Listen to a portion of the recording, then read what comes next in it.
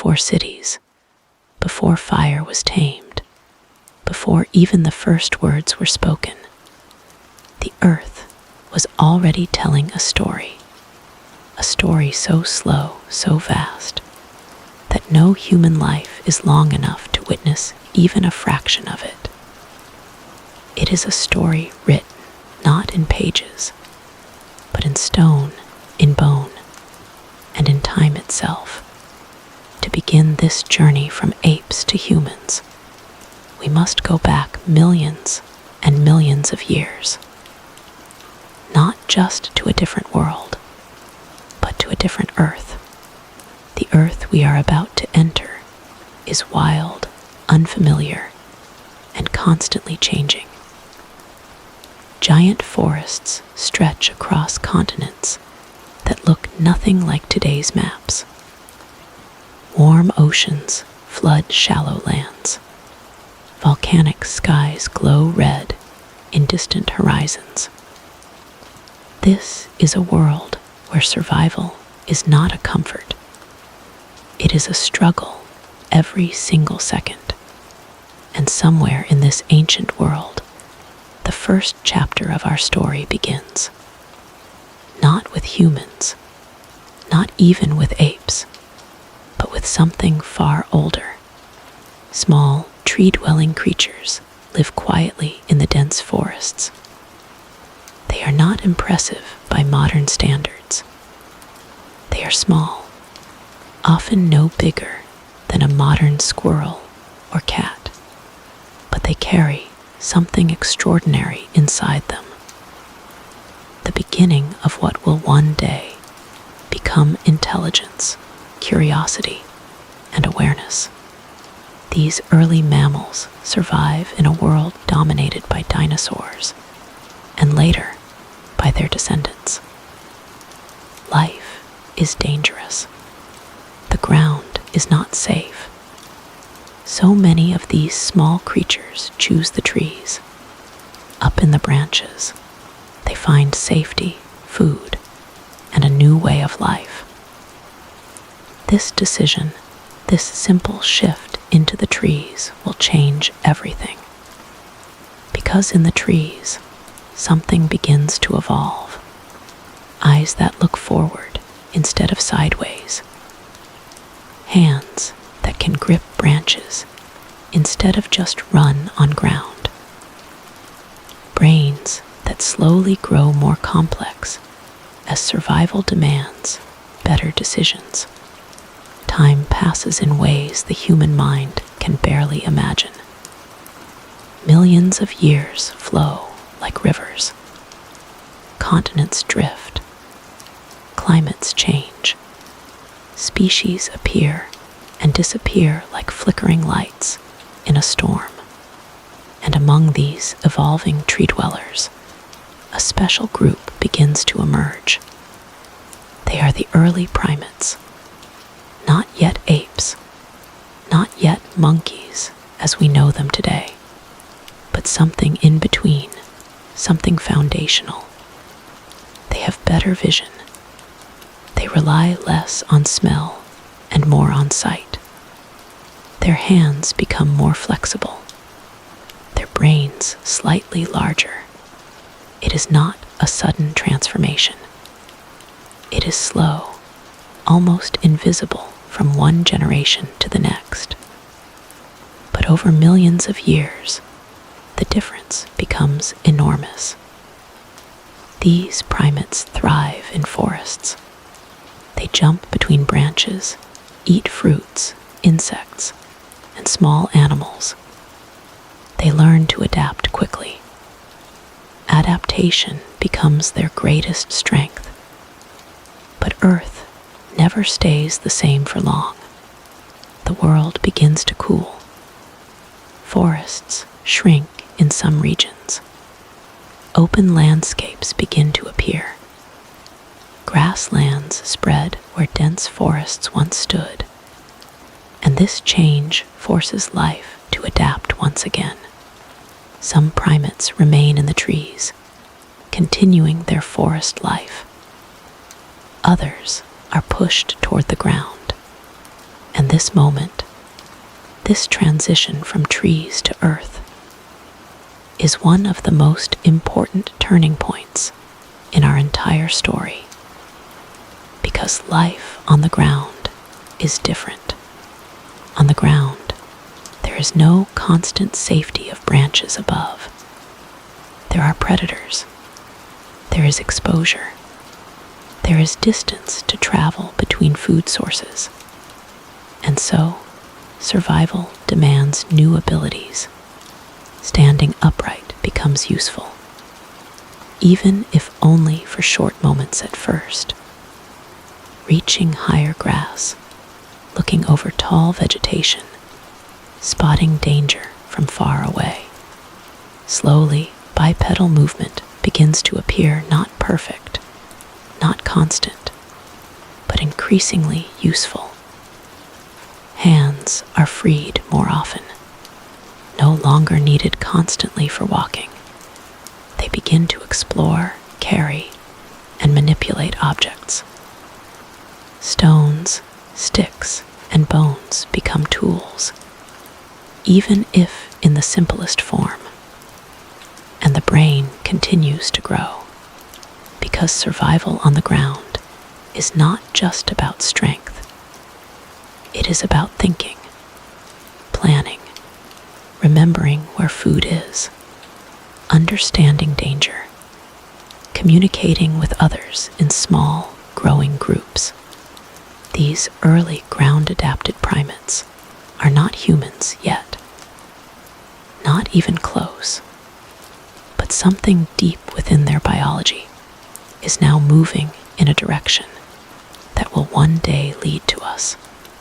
Scientists call some of these early ancestors hominoids, the group that includes the ancestors of modern apes and humans. They begin to appear around 20 to 25 million years ago, still far from humans, but closer than anything before them. The world continues to shift. Forests still exist, but now they are mixed with open woodlands. Animals are adapting everywhere. New predators emerge. New herbivores spread across grasslands. And in this changing environment, the ancestors of apes begin to diversify. Some lineages evolve into what we now recognize as monkeys. Others move toward the path of apes. These apes are different from monkeys in important ways. They have no tails. Their shoulders become more flexible. Their intelligence increases.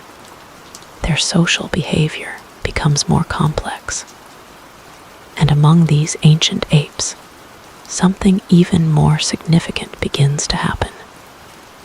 A split, a division in the evolutionary path that will eventually lead to humans. One branch continues toward modern apes, like chimpanzees, gorillas, and orangutans. The other branch slowly, over millions of years, will lead toward something entirely new. But at this stage, there is no human. There is no awareness that anything special is happening. There are only survival, adaptation, and change. Still, the path has been set. Deep in the forests of Africa and other regions, early apes swing through trees with increasing skill. Their arms are strong. Their movements are precise. Their social groups are forming more structured bonds. They communicate with sounds, gestures, and expressions that hint at deeper intelligence. And yet, the most important change is still coming, because the world is about to shift again. And when it does, the creatures living in it will be forced into a new direction, one that that will eventually lead to the first footsteps of humanity. But that transformation does not happen overnight. It takes millions more years of pressure, change, struggle, and adaptation. The Earth continues its slow transformation, as if it is breathing over unimaginable spans of time. Mountains rise and erode. Oceans shift their boundaries. Forests retreat in some places and expand in others. Nothing is stable. Nothing is permanent. And in this restless world, the ancestors of humans continue their quiet, unnoticed journey. Millions of years have passed since the early primates first appeared. Now we are in a time where apes are more defined, more recognizable. They are strong, intelligent, and deeply social. But even among them, evolution is preparing something unusual, something that will not fit neatly into any existing category. Deep in the forests of Africa, particularly in regions that will one day become East and Central Africa, a new environmental pressure begins to form. The climate is slowly becoming drier in certain regions. Dense forests are shrinking. In their place, open woodlands and scattered grasslands are expanding. For tree-dwelling apes, this is a challenge. The safety of continuous forest canopy is breaking apart. Food sources are now spread over wider distances. Traveling becomes necessary. Staying in trees alone is no longer enough. Some apes begin to spend more time on the ground, moving between patches of forest. At first, it is just a temporary behavior. They still climb trees to sleep, still depend on branches for safety. But every journey on the ground changes something subtle in their bodies and minds. Walking upright becomes slightly more useful, even if it is awkward at first, even if it is inefficient compared to four-legged movement. Standing up allows them to see over tall grass. It helps them spot predators earlier. It frees their hands for carrying food. And slowly, generation after generation, these small advantages begin to shape their bodies. Bones in the pelvis begin to change. The spine becomes more curved. The legs grow stronger relative to the arms. Feet begin to lose some of their grasping ability and become more stable for walking. This is not a sudden transformation. It is a slow rewriting of anatomy, one tiny adjustment at a time, across hundreds of thousands of years. And somewhere in this long process, a group of early human-like ancestors begins to emerge.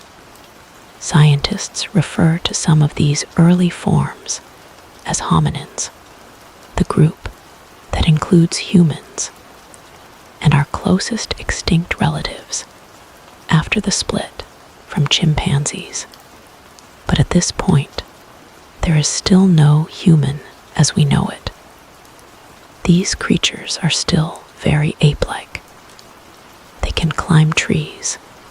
They still rely heavily on forests. Their brains are only slightly larger than those of modern apes. Yet something important is happening in their posture, in their movement, and in their relationship with the ground. One of the earliest known figures in this story is a creature like Sahelanthropus, living around 6 to 7 million years ago.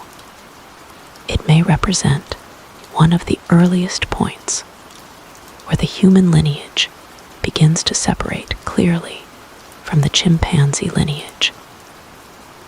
Its skull shows a mix of traits.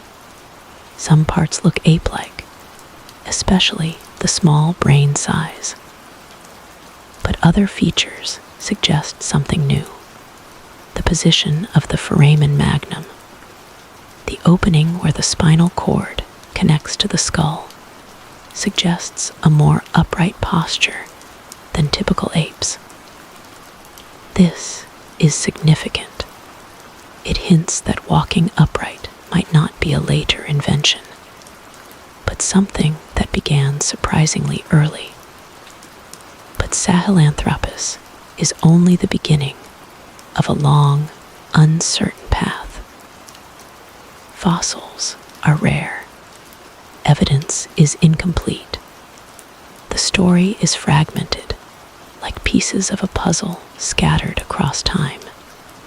Still, the direction is becoming clearer. After Sahelanthropus, other early hominins appear. Aurorin, Ardipithecus, each one slightly different, each one revealing another small step in the transformation. Ardipithecus, for example, lived around 4.4 million years ago. It gives us a clearer picture of this transitional world. It walked upright on the ground, but still climbed trees with ease. Its feet were not yet fully adapted for long-distance walking. Its hands still retained climbing abilities. It lived in a mixed environment, woodlands, forests, and patches of grassland. Not fully forest, not fully savanna, a changing, unstable landscape that demanded flexibility. And flexibility becomes the key theme of this entire period. These early hominins are not specialized like modern animals. They are generalists. They can survive in multiple environments, but are not perfect in any of them. This adaptability, however, becomes their greatest strength. Because the world is still changing, grasslands continue to expand. Forests continue to shrink in certain regions. Food sources become more scattered, and survival increasingly depends on movement, cooperation, and intelligence. Social groups begin to matter more. Living in groups provides protection from predators. It helps in finding food. It allows sharing of information, even in very simple forms. Communication is still basic: vocal sounds, gestures, body language. But within these groups, something important begins to grow. Awareness of others, a primitive understanding that survival improves when individuals work together. And alongside this growing social complexity, another transformation begins quietly in the background. The brain is slowly expanding, not dramatically at first, but enough to support better memory, planning, and problem solving. This increased brain power is expensive. It requires more energy. It demands better nutrition. But it also opens new possibilities, more complex behavior, more learning from experience, more adaptation to changing environments. These early hominins are still not human. They would not recognize themselves as anything special. Their lives are still dominated by survival, finding food, avoiding predators, raising offspring. But beneath all of this, a hidden trajectory is forming. A path that is becoming more and more irreversible. Because once bipedalism begins to improve, once the hands become more free, once the brain begins to grow, evolution starts building something new, something that will eventually step far beyond anything that has existed before. And yet, the most dramatic changes are still ahead. Time continues its endless flow, but for the creatures living through it, there is no awareness of history being made. There is only the present moment, survival, movement, hunger, fear, and the quiet struggle to exist in a changing world. The ancestors of humans are now firmly established in a new phase of their journey. They are no longer simple forest apes, but they are not yet anything close to modern humans. They exist in a fragile balance between two worlds, the trees that once gave them safety and the ground that now demands their attention. This is a world of transition, and transitions are never comfortable. The climate continues its slow shift toward cooler and drier conditions in parts of Africa. Forests are no longer endless. They are broken into patches, separated by expanding stretches of open land. These open spaces are not empty, they are filled with danger. Predators move across them. Heat rises from the ground. Cover is limited. But these spaces also hold opportunity. New plants grow in open environments. New food sources appear. And most importantly, movement across these landscapes becomes necessary for survival. The early hominins are forced to adapt. One of the most important changes during this time is the refinement of upright walking. What once was occasional and awkward becomes more frequent and more efficient. The body slowly reshapes itself to support this new way of moving. The spine becomes more stable, balancing the weight of the upper body directly over the hips. The pelvis shortens and widens, improving support. The legs grow longer and stronger, designed for endurance rather than climbing. Even the feet begin to change, developing arches that help absorb impact and conserve energy during long walks. Each of these changes happens slowly, over countless generations. No single individual experiences the full transformation. Instead, it is a gradual shift written across thousands of lifetimes. And yet, walking upright is more than just a physical change. It changes everything. When the hands are no longer needed for constant movement, they become free. At first, this freedom is simple: carrying food, holding objects, supporting infants while moving. But slowly, something more significant begins to emerge. Manipulation, interaction with the environment in a more deliberate way. Sticks are picked up and used to reach food. Stones are carried and dropped. Objects are examined, turned, tested. Not because there is a plan, but because curiosity begins to flicker in the background of survival. This is not intelligence as we know it today, but it is the foundation of it. Among these early hominins, we begin to see stronger evidence of species such as Australopithecus, living between roughly 4 to 2 million years ago. These beings represent a major step forward in the human story. They are clearly bipedal. Their skeletons show strong adaptation for walking on 2 legs, yet they still retain features suited for climbing. Long arms, curved fingers, a body capable of moving between ground and trees, depending on need.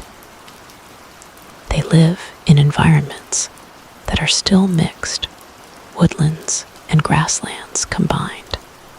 They are not fully committed to the savanna lifestyle yet.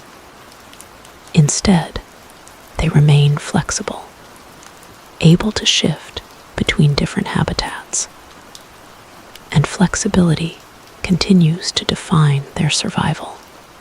But something else is changing too. The social world is becoming more important. Living in groups offers protection. A lone individual is vulnerable, but a group can watch for danger from multiple directions. They can respond together. They can defend each other. They can share information, even if that information is simple and instinctive. Within these groups, bonds begin to form. Mother and child relationships become stronger and longer lasting. Offspring require more time to develop. This increased dependency encourages more social interaction and cooperation. Individuals who stay together longer have higher survival chances, and so slowly, cooperation becomes a survival strategy. But cooperation also introduces complexity, because now individuals must not only respond to the environment, but also to each other. Who shares food? Who gets protected first? Who leads the group?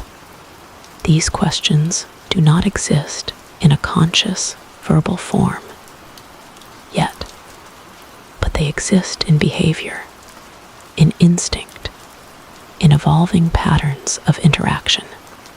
And within this growing social complexity, something extraordinary is quietly emerging. The brain is expanding again, still small compared to modern humans, but noticeably larger than earlier primates.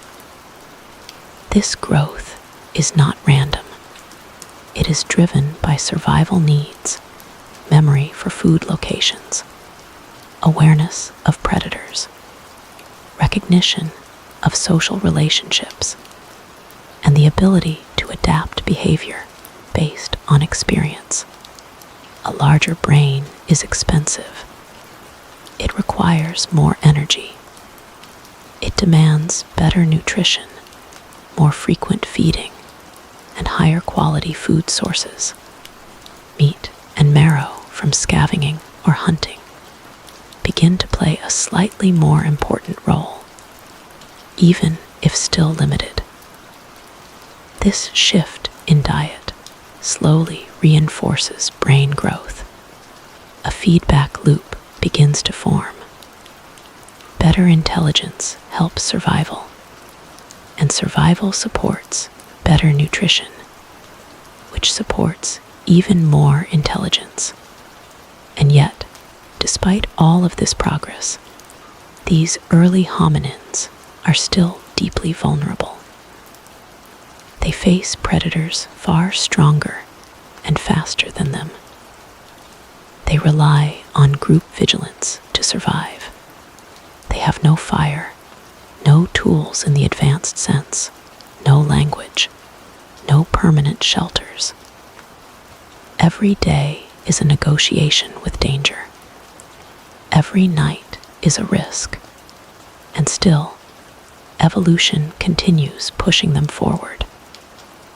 Because somewhere in this fragile existence, a new direction is forming, a path that will eventually separate them even further from all other apes.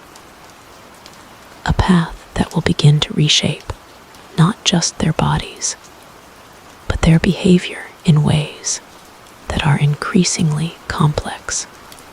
And in the distance of deep time, something even more transformative is beginning to stir. A change that will not just affect how they walk or survive, but how they think. The world is still moving forward, but it does not feel like progress to the creatures living inside it.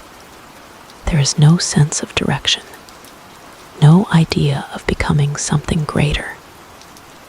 There is only survival, repeated day after day, under changing skies and shifting landscapes. Yet deep within this slow-moving struggle, something extraordinary is beginning to happen. The ancestors of humans are no longer just adapting to the ground. They are beginning to reshape their relationship with it. We are now in a time where Australopithecus and closely related species still walk the earth. They are strong, small-bodied, and remarkably efficient walkers. Their bodies are built for endurance, not speed. Their arms are still long enough to climb, but their legs now carry most of their movement. They move through a world that is both familiar and unfamiliar at the same time. Familiar because trees still exist. Food still grows in familiar cycles. Social groups still provide safety. Unfamiliar because the ground is becoming more dominant. Open landscapes stretch farther than before.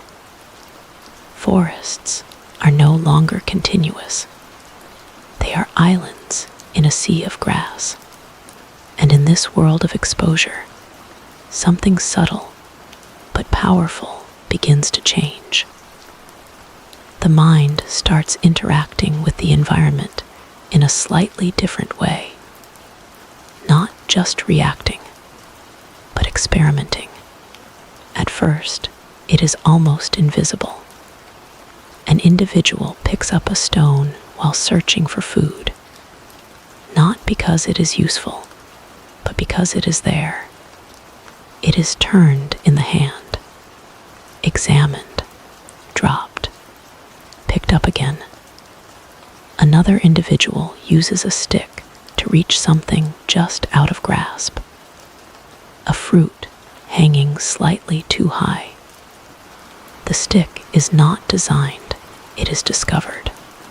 These small moments do not look important, but they are the beginning of something that will define humanity more than anything else.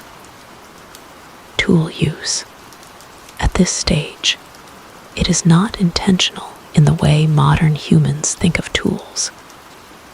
There is no planning, no crafting, no long-term design.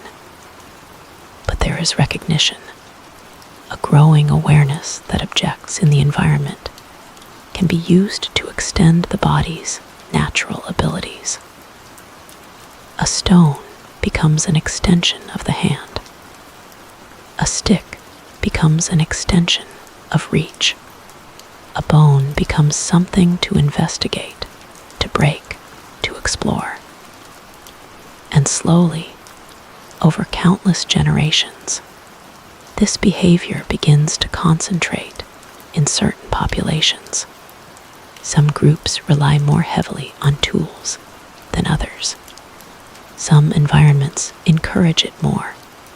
Places where food is difficult to access where scavenging requires breaking through bone or digging into tough surfaces.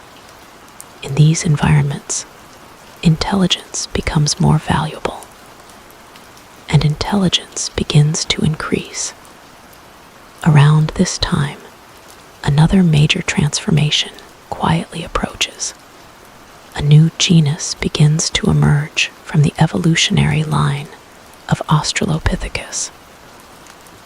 This is the beginning of Homo, the lineage that will eventually lead directly to modern humans. One of the earliest members of this new chapter is Homo habilis. It is not dramatically different from its predecessors at first glance. It is still small compared to modern humans. Its body still retains many primitive features, but its brain is noticeably larger. And more importantly, its behavior is different. Homo habilis is strongly associated with early stone tool use, not accidental use, but repeated, more structured production. Simple tools begin to appear, stones struck together to create sharp edges, useful for cutting meat, scraping hides, and breaking bones. These tools are not sophisticated, but they represent something entirely new in nature. A living creature is now modifying objects to increase survival efficiency. This is a turning point that cannot be overstated. For the first time in Earth's history, evolution is no longer happening only through biology. It is beginning to extend into behavior and external objects. The world around these early Homo individuals begins to change in subtle ways. Carcasses that were once inaccessible can now be processed. Food that was once difficult to obtain becomes easier to consume. Nutritional intake improves, and with better nutrition comes a growing brain. But this growth is not without cost. A larger brain demands more energy.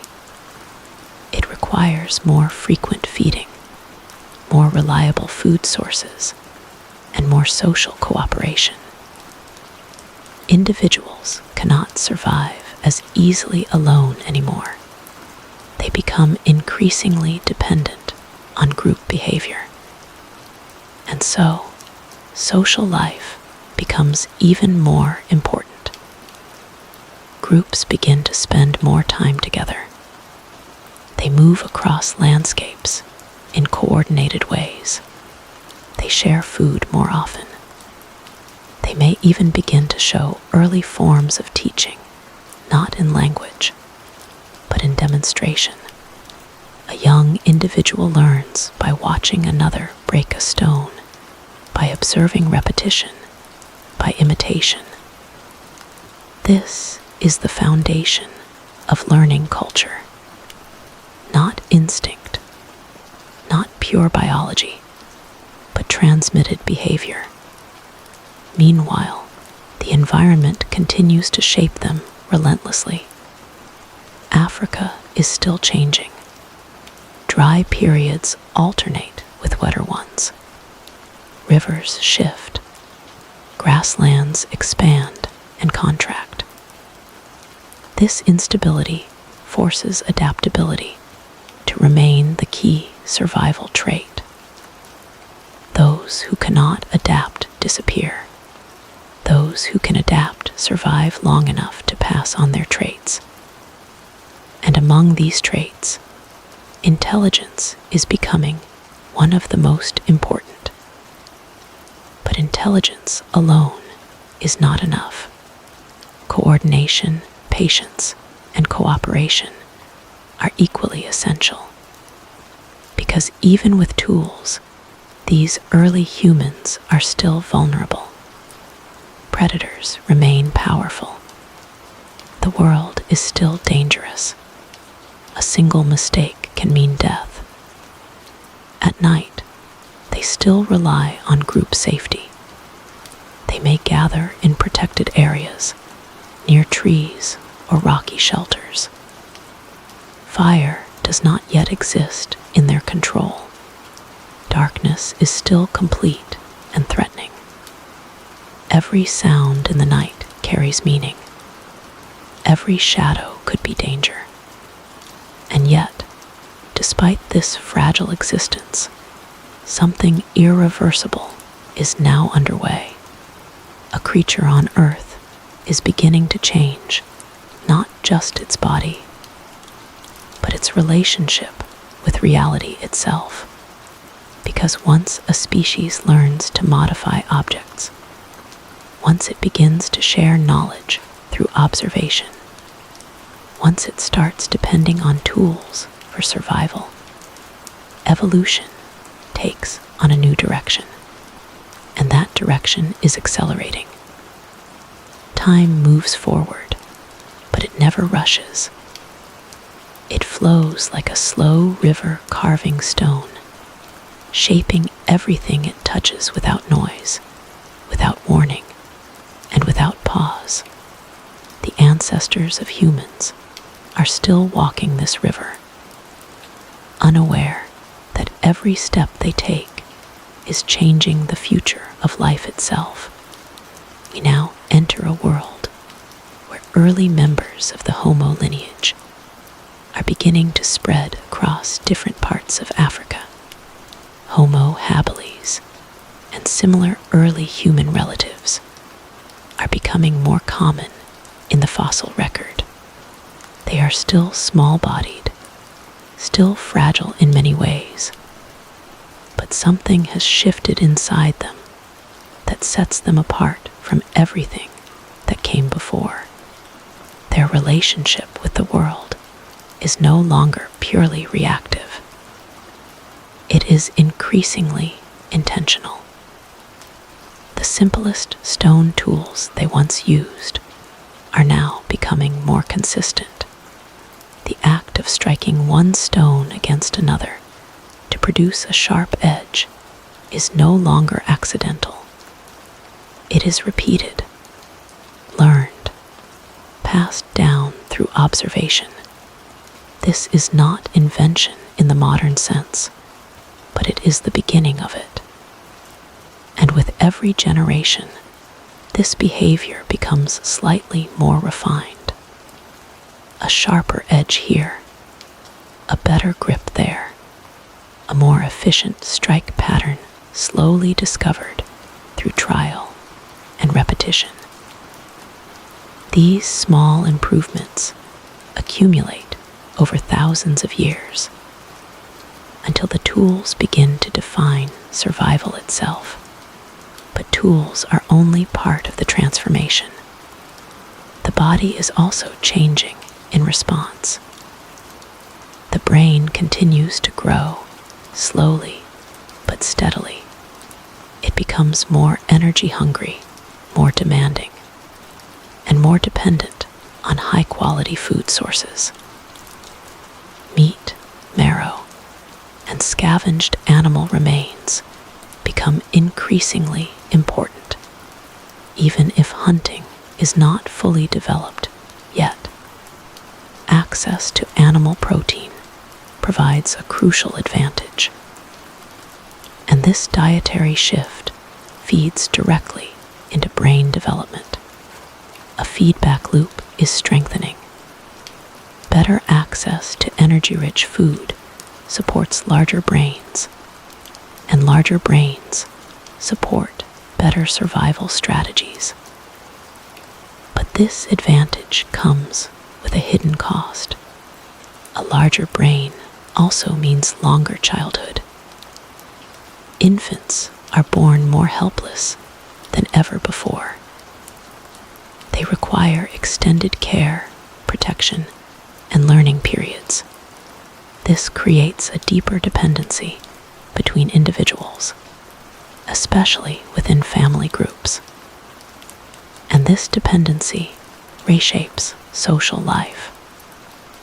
Groups become more tightly connected. Individuals who cooperate in raising young have higher survival success. Sharing food becomes more important. Protecting the weak becomes necessary for the survival of the group as a whole. In this way, cooperation is no longer optional. It is essential.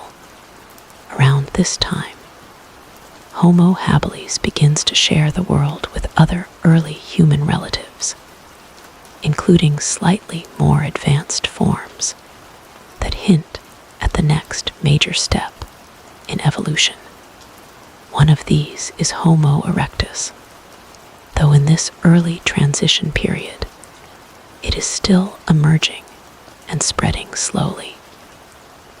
Homo erectus represents a dramatic shift compared to earlier hominins. Its body is more modern in proportion. Longer legs, shorter arms, a more efficient walking and running structure. It is built for endurance across long distances. It is no longer tied as closely to forests or limited environments. It is a traveler, and this changes everything, because once a species can move efficiently across vast landscapes, it can expand into new territories, different climates, different ecosystems, different challenges, and Homo erectus begins to do exactly that. But before this expansion becomes global, something else begins to change behaviorally: the use of fire. At first, fire is not controlled. It is feared. It is observed from a distance. Wildfires sparked by lightning, burning through landscapes, reshaping the environment in dramatic and terrifying ways. But over time, something shifts. Early humans begin to approach it more carefully. They may discover that fire preserves warmth. It keeps predators away. It makes food easier to chew and digest when found in partially burned form, even if they cannot yet create fire themselves. They begin to learn how to preserve it when naturally occurring. This is a turning point that changes everything, because fire transforms survival. It extends activity into night. It provides protection. It changes diet. It alters social behavior, bringing groups together around warmth and light. Around fire, something new begins to happen. Waiting, sitting together, observing. This stillness is important.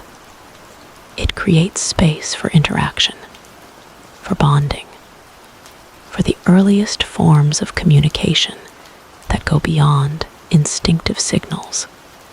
Faces become more important. Gestures become more expressive. Sounds become slightly more varied. Not yet language, but something closer to structured communication begins to form. And as groups gather around fire, survival becomes less about constant movement and more about shared presence. Meanwhile, Homo erectus continues to spread. It moves out of Africa into parts of Asia and possibly Europe. It encounters new environments, new challenges, and new predators. But it adapts, always adapts. This is one of the first truly global human relatives. Not modern humans yet, but a crucial step toward them. Their tools also begin to evolve. Stone industries become more advanced. Instead of simple flakes, we begin to see more structured hand axes, carefully shaped, symmetrical tools that suggest planning and repeated design patterns. These are not random objects anymore. They are intentional creations. And with intention comes something even more powerful: learning passed between generations. Young individuals watch older ones. They imitate. They practice. They fail. They try again. Slowly, knowledge accumulates not just within individuals, but across time. This is the beginning of cultural evolution, a second layer of evolution that operates alongside biological change. Biology changes the body. Culture changes behavior. And now, both are shaping this lineage together. But despite all of this progress, life is still far from safe. Predators remain powerful. Diseases are unknown forces. Environmental changes continue unpredictably. Survival is still uncertain. Every group that survives does so through a combination of intelligence, cooperation, and adaptability. And yet, even greater changes are approaching, because as Homo erectus spreads and becomes more established, the conditions are being set for a new transformation, one that will bring the mind closer to modern human cognition and begin the long journey toward language, identity, and awareness of self. The earth continues its slow, relentless transformation, but now something different is happening within it. For billions of years, life has been shaped by environment alone. Now, for the first time, a species is beginning to shape the environment back. Homo erectus is spreading across vast regions of the world. Africa is still its origin, but it is no longer its limit. These early humans are moving into new territories through dry plains, dense forests, and harsh landscapes that demand endurance, intelligence, and adaptability. And they are succeeding. This success is not based on strength alone. Many animals are stronger. Many are faster. Many are better adapted to specific environments. But Homo erectus carries something unique: a combination of intelligence, endurance, and social cooperation that no other species has achieved at this level. They are not just surviving, they are expanding. Their bodies are built for long-distance movement, legs long and efficient, arms shorter than earlier ancestors, a more modern human-like posture. They walk and possibly run across open landscapes for hours without stopping.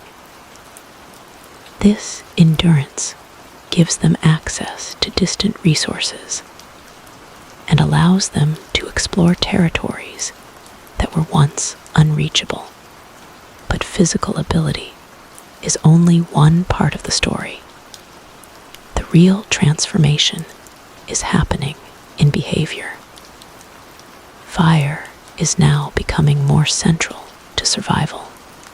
In some groups, there is growing evidence that fire is not just preserved, but possibly controlled, whether fully mastered or still partially dependent on natural sources. fire is becoming a constant presence in their lives. And fire changes everything. Around fire, nights are no longer completely dark. Fear is reduced. Social interaction increases. Food preparation improves. Meat becomes easier to digest when cooked. This leads to better nutrition, which supports even larger brain development over time. The brain is still growing, slowly but steadily.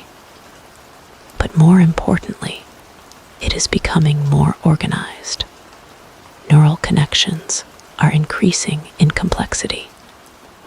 Memory improves. Pattern recognition strengthens.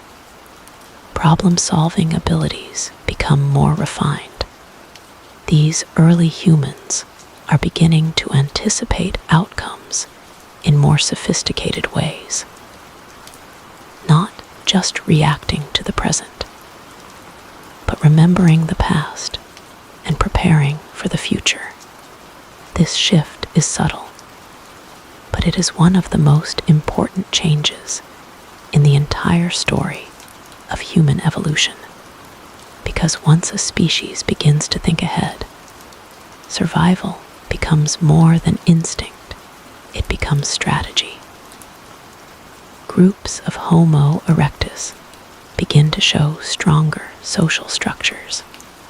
Cooperation is no longer limited to simple survival tasks.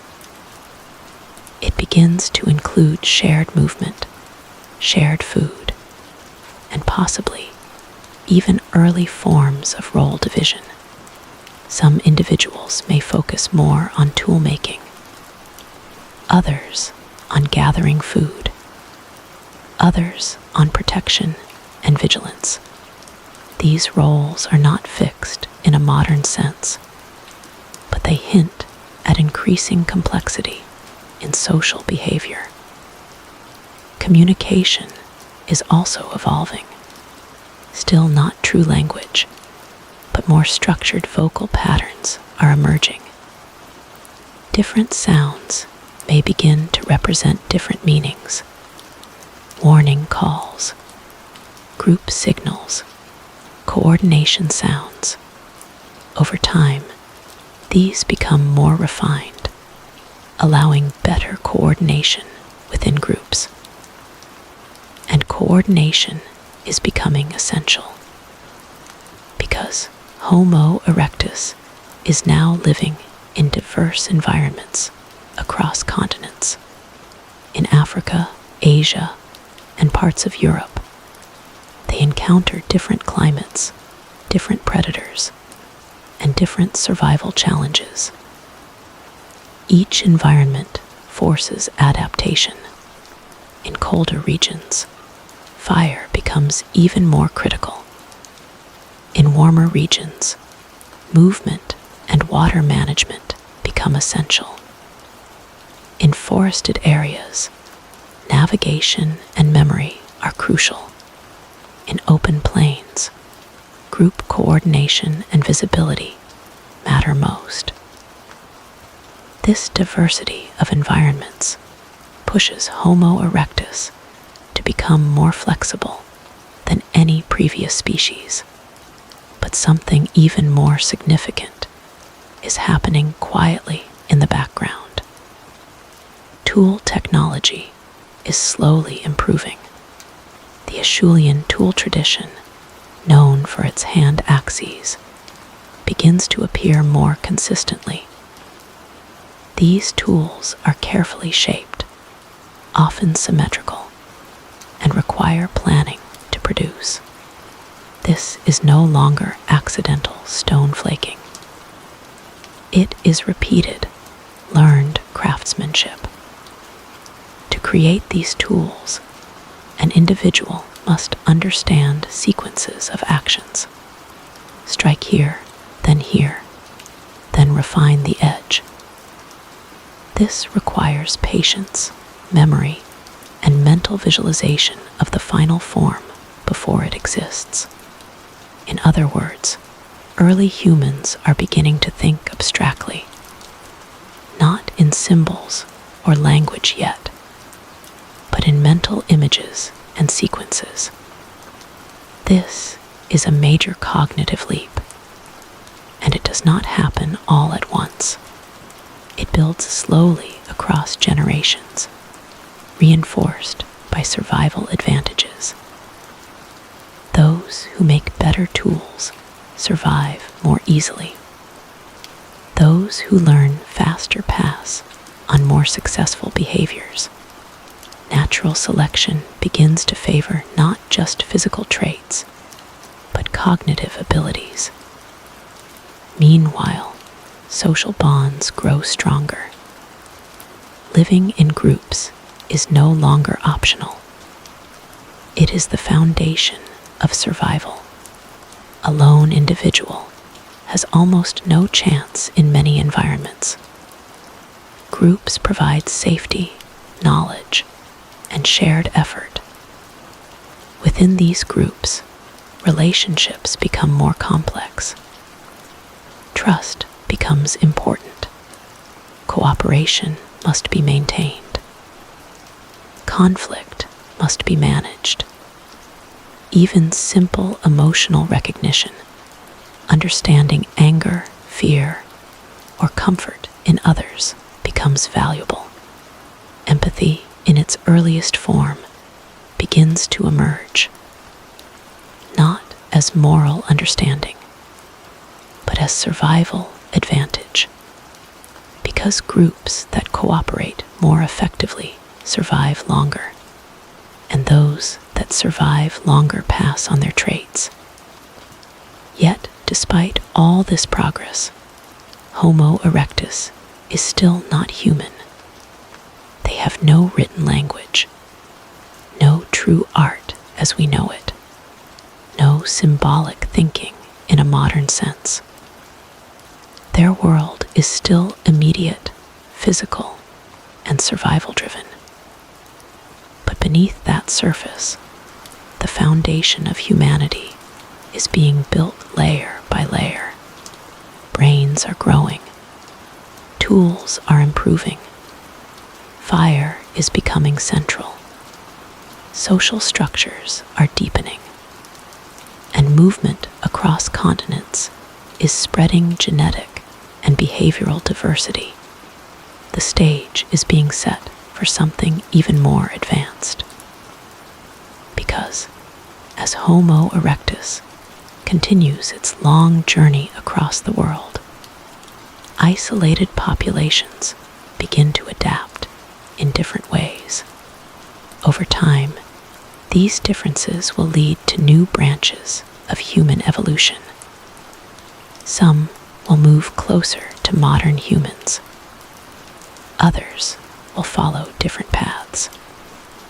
The world is now filled with movement, not just the movement of animals across land, not just the shifting of rivers and climates, but the movement of a species that is slowly beginning to reshape the entire story of life on Earth. Homo erectus is still present in many regions, but time is no longer a single, unified path. It is branching, splitting, diverging. In different parts of the world, populations of early humans are becoming isolated from one another. And in isolation, change begins to accelerate in unexpected ways. Some groups remain in warmer regions, where survival continues to depend on endurance, cooperation, and adaptability. Others move into colder and harsher environments, where the challenges are entirely different. Ice ages begin to come and go, reshaping landscapes with massive glaciers, freezing winds, and shifting ecosystems. In these colder regions, survival becomes more difficult. Fire is no longer optional. it is essential. Shelter becomes more important. Clothing, even in primitive forms, may begin to appear. The body itself begins to respond over long periods, slightly larger builds, different proportions, and adaptations that help conserve heat. But even more important than physical change is what is happening inside the mind. Because as environments become more challenging, intelligence becomes more valuable, and intelligence begins to expand in new directions. Across different regions, descendants of Homo erectus begin to evolve into more advanced human forms. One of these emerging groups is often referred to as Homo heidelbergensis. Though not a single clear species everywhere, it represents a stage of increasing complexity in the human lineage. These beings are larger-brained than their ancestors. Their tools are more refined. Their behavior shows greater planning, coordination, and possibly even early forms of structured communication that are edging closer to true language. They are hunters now, more consistently than before. Not opportunistic scavengers, but coordinated hunters of large animals. This is a major shift in behavior because hunting large prey requires cooperation, timing, communication, and strategy. It is not a simple act of survival. It is a coordinated event involving multiple individuals working together toward a shared goal. Groups may begin to plan movements. They may track animals over long distances. They may use terrain to their advantage, valleys, rivers, and open plains, guiding their strategies. This is no longer instinct alone. This is shared intelligence in action. And as hunting becomes more structured, social bonds deepen even further. Trust becomes critical. A successful hunt depends on each individual fulfilling their role. Failure is not just personal, it affects the entire group.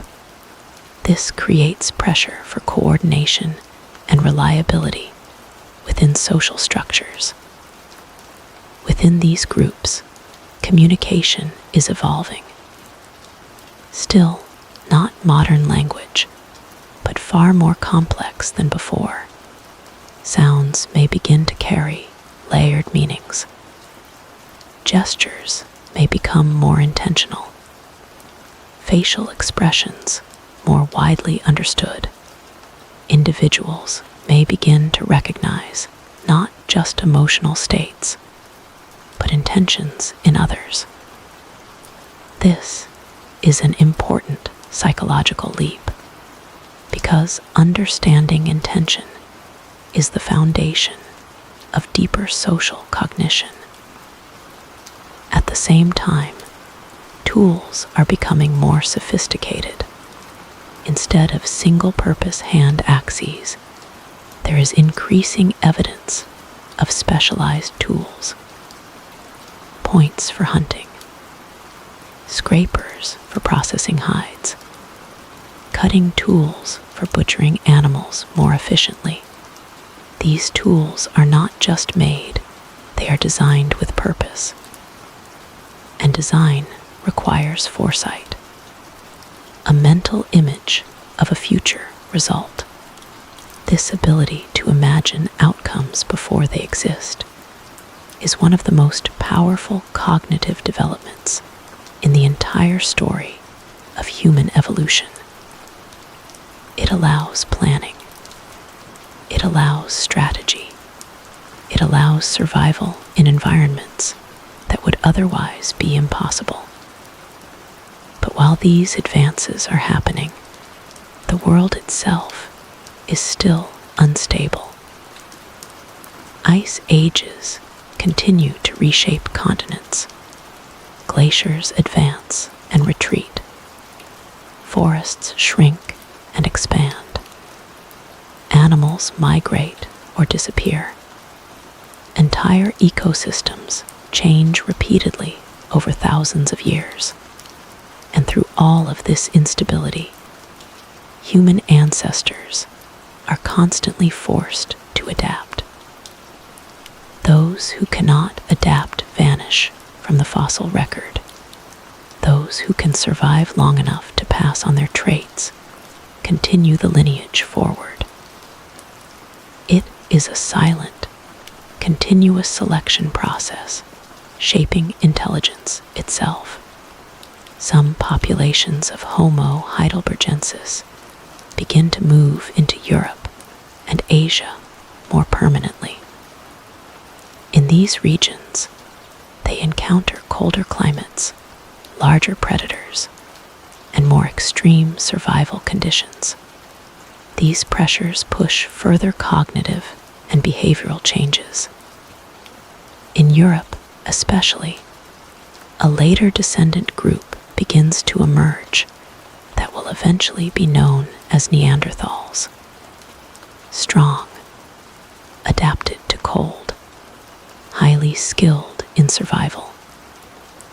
They represent a powerful branch of human evolution that is not a failure or a side path, but a parallel story of intelligence shaped by a different world.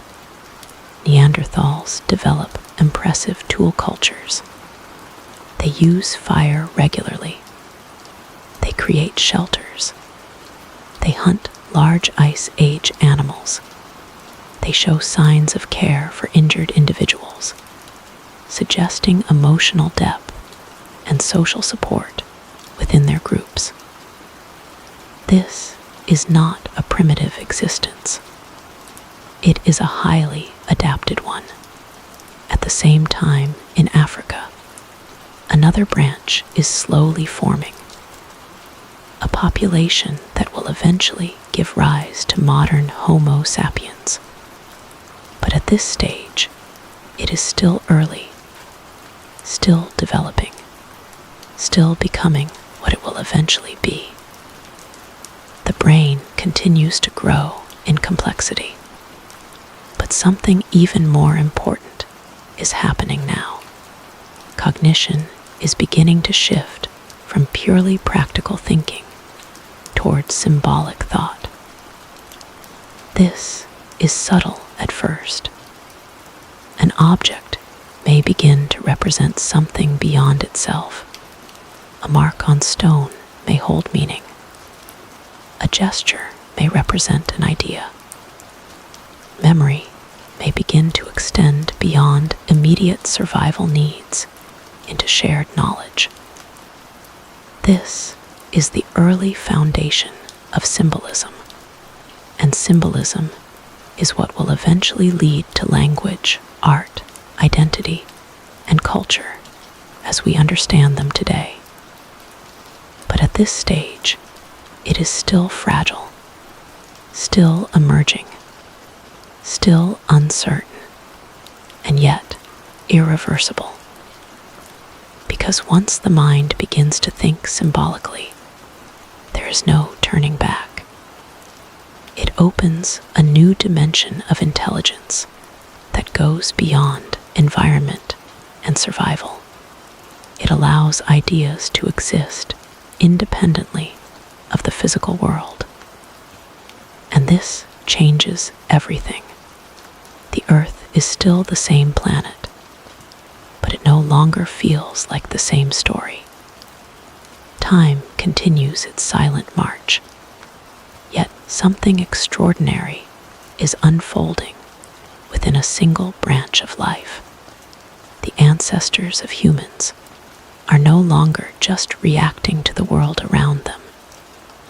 They are beginning to reshape it in ways that go beyond simple survival. We are now in a world where early humans, closely related to Homo heidelbergensis, are spreading across continents, adapting to ice, heat, forests, and open plains. The ice ages continue to come and go, carving and reshaping the land like a patient sculptor working over deep time. In this unstable world, only flexibility survives, and humanity's ancestors are becoming masters of flexibility. These early humans are hunters of remarkable skill. Large animals that once dominated the landscape are now part of coordinated hunts. Groups work together with increasing precision. Movement is no longer random. It is planned. It is strategic. It is collective. A herd is tracked over long distances. Paths are studied. Wind direction is considered.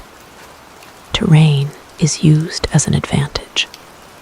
Some individuals may drive animals toward others waiting in ambush. This requires timing, trust, awareness, communication.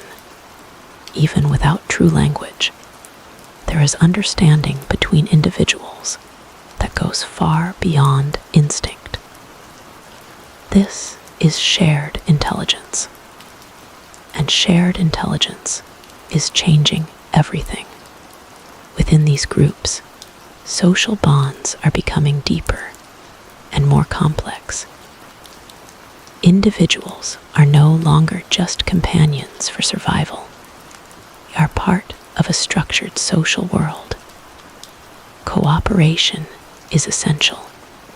Conflict must be managed. Cooperation must be maintained over time, not just in moments of crisis. This requires memory, recognition, and emotional awareness. Individuals remember who helped them and who did not. They recognize faces, behaviors, and relationships within the group. This creates early forms of social identity, not in the modern sense, but in a primitive understanding of belonging and role. At the same time, something even more powerful is beginning to appear. Teaching, not formal teaching as we know it today, but demonstration-based learning. A skilled hunter does not simply act, they show. A toolmaker repeats actions slowly so others can observe. A successful technique is copied, practiced, refined. Knowledge is no longer limited to instinct or individual discovery. It is beginning to spread socially. This is one of the most important turning points in the entire human story. Because once knowledge can be shared intentionally, evolution is no longer only biological.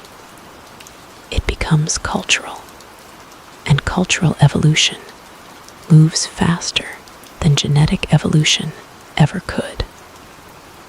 Tools continue to evolve as well.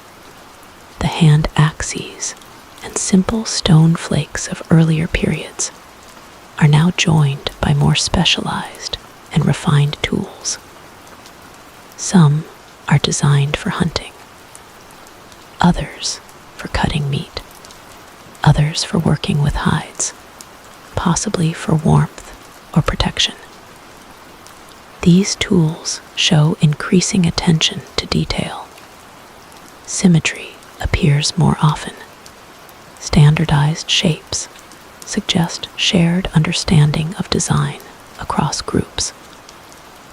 This is not random experimentation anymore. it is tradition beginning to form. Across different regions, these early humans are adapting in slightly different ways. In colder areas, survival strategies emphasize fire, shelter, and hunting large Ice Age animals. In more temperate regions, movement and resource diversity shape different adaptations. In Africa, where the lineage of modern humans continues to evolve, subtle changes in cognition and behavior are accumulating. And within this African population, something critical is forming. The early structure of Homo sapiens is beginning to take shape. Brain size is now approaching modern ranges, but more important than size is organization. The brain is becoming more specialized, with improved areas for memory, social cognition, and perhaps early symbolic thinking. This is not just a physical change. It is a mental revolution in slow motion. Some individuals begin to show signs of more advanced thinking, planning beyond immediate needs, recognizing patterns in behavior over time, possibly even forming early symbolic associations, where one object or sound begins to represent something else. This is the fragile beginning of abstraction, and abstraction is what will eventually lead to language. At the same time, emotional life is becoming more complex. Fear, cooperation, bonding, loss. These are not new emotions, but their expression within social groups is becoming more important. Living in larger, more interconnected groups means that emotional awareness plays a stronger role in survival.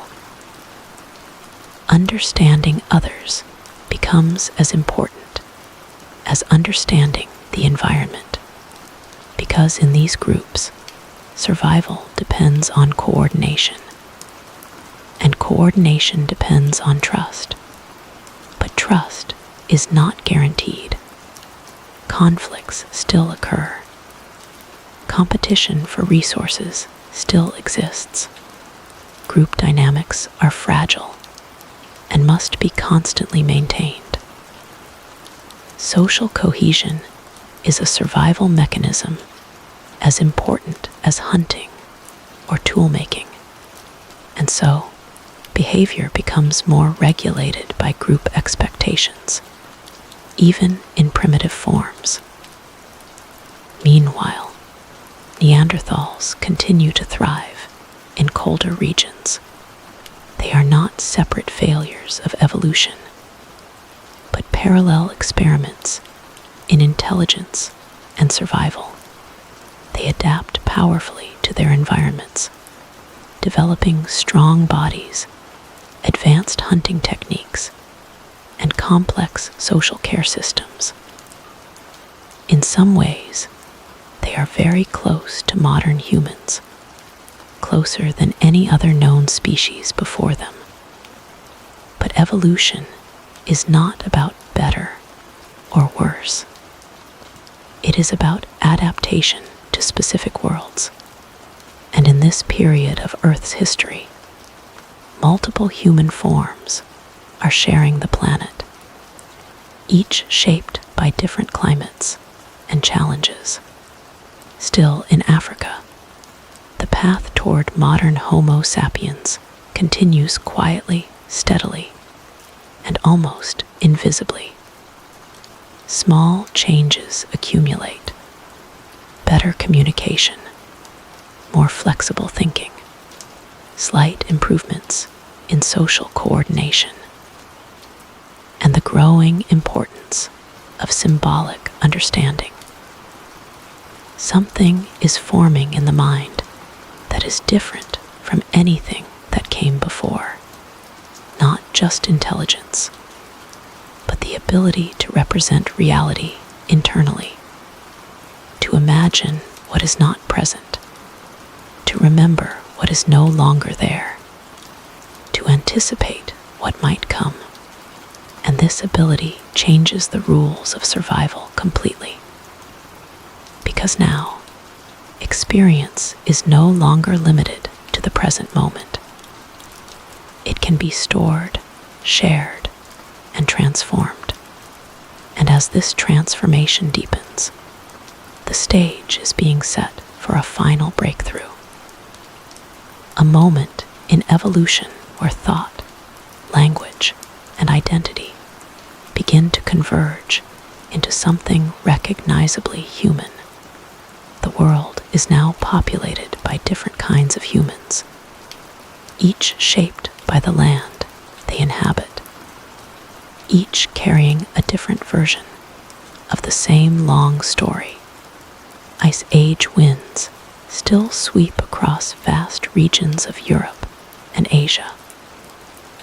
Glaciers dominate the northern landscapes, carving valleys and reshaping entire continents. In Africa, climates continue to shift between wetter and drier phases, constantly rewriting the availability of resources. Life is never stable. It is always responding, always adjusting, always adapting. And among all this change, one branch of humanity is quietly approaching something unprecedented. Homo sapiens is beginning to emerge more clearly, not in a single moment, not in a sudden transformation, but as a gradual sharpening of traits that have been building for millions of years. These early Homo sapiens are still deeply connected to their environment. They are hunters and gatherers, moving across landscapes in search of food, water, and safety. But something about them is different from earlier human forms. Their thinking is becoming more flexible, more abstract, more imaginative. In earlier humans, intelligence was tightly bound to immediate survival. In Homo sapiens, intelligence begins to expand beyond the present moment. Memory becomes more detailed, planning becomes more complex, and most importantly, imagination begins to play a role in decision-making. This is a subtle but powerful shift, because now the mind is no longer only reacting to reality. It is simulating it. Within these groups, social life is also evolving rapidly. Group sizes may become larger and more structured. Relationships are more nuanced. Individuals recognize not only others, but their roles, histories, and reputations within the group. Trust becomes a long-term currency. Someone who contributes consistently is remembered. Someone who betrays trust is avoided. Cooperation is no longer just instinct. It is maintained through memory and social awareness. This creates a new kind of social intelligence, one that depends on understanding not just individuals, but entire group dynamics. And as groups become more complex, communication begins to shift again. Vocalizations become more varied. Gestures become more intentional. Sounds may begin to carry more specific meaning depending on context. While this is still not fully developed language. It is moving steadily in that direction.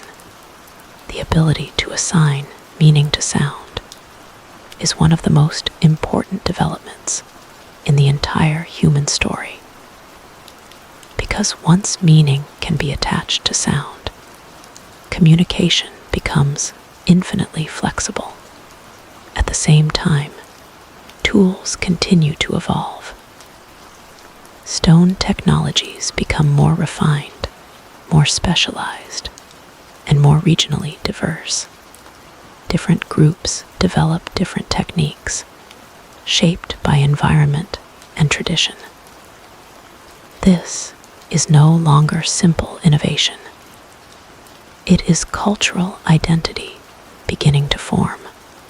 Some groups use specific styles of tool-making, passed down through generations. Others develop different hunting strategies, different survival techniques, and different ways of interacting with the environment. These differences are not just practical. They are shared behaviors, and shared behaviors passed across generations are the foundation of culture. Meanwhile, in colder regions, Neanderthals continue to thrive. They are highly adapted to ice age environments, with strong bodies and advanced survival skills. They build shelters, use fire consistently, and care for injured members of their groups. They are intelligent, emotional, and socially complex. In many ways, they are not less evolved than Homo sapiens.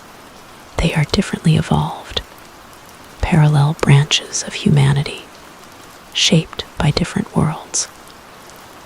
But in Africa, Homo sapiens continue to develop in a direction that emphasizes flexibility, adaptability, and cognitive complexity. One of the most important changes during this period is the increasing role of symbolic thinking. Objects may begin to represent ideas. Marks may begin to carry meaning beyond their physical form. Certain sounds or gestures may begin to represent shared concepts within groups. This is the beginning of symbolic culture, a turning point that separates modern humans from all other known species, because symbols allow the mind to step outside of immediate reality.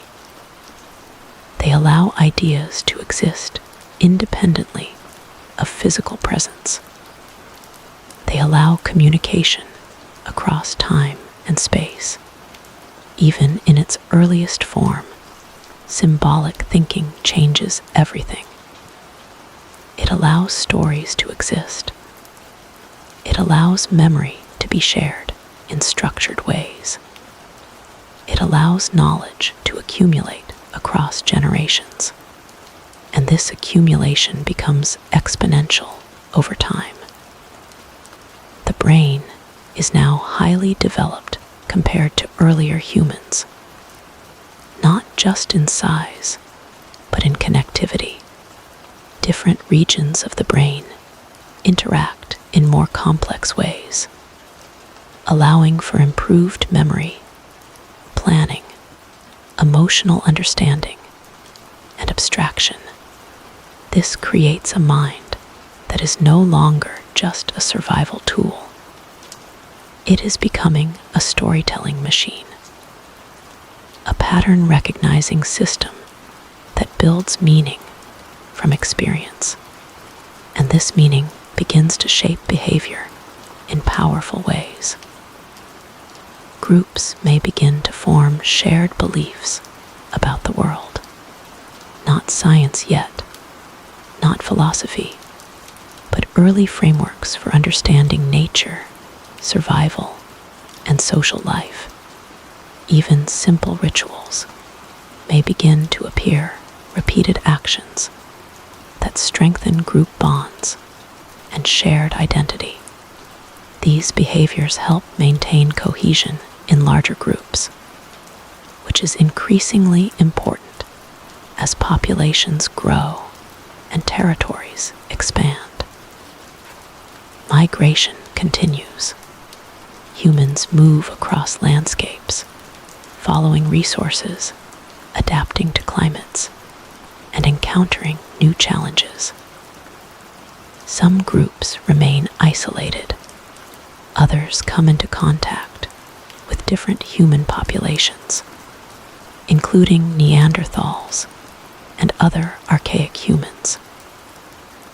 These encounters will eventually shape the genetic and cultural diversity of modern humans. But at this stage, the world is still fragmented. Different human groups, different environments, different evolutionary pressures, all moving toward an unknown future. And in the middle of this complexity, Homo sapiens is nearing a threshold, a moment where language will begin to take a more structured form, where symbols will become more consistent, where communication will evolve from simple signals into something far more powerful, something that will allow humans not just to survive the world, but to explain it. The world is still vast, still wild, still shaped by ice, fire, and time.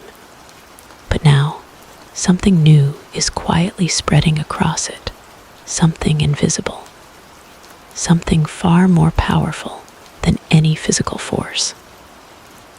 Ideas are beginning to travel, not as written words, not as formal systems, but as shared meanings inside human minds, passed from one individual to another through sound, gesture, and experience.